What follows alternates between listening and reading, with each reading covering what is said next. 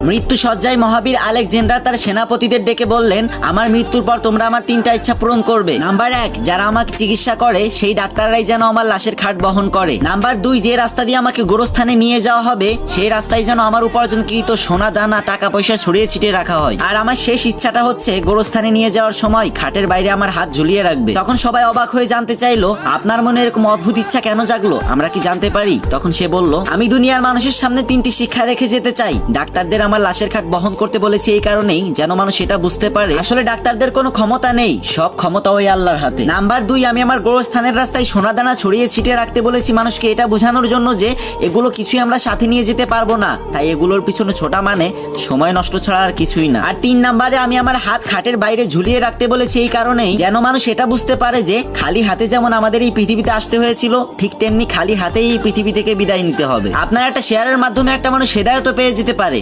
অনেক তো গান বাজনার ভিডিও শেয়ার করলেন ভাই, এবার না হয় একটা ইসলামিক ভিডিও শেয়ার করেন। আল্লাহ আমাদের সবাইকে বোঝার তৌফিক দান করুন, আমিন।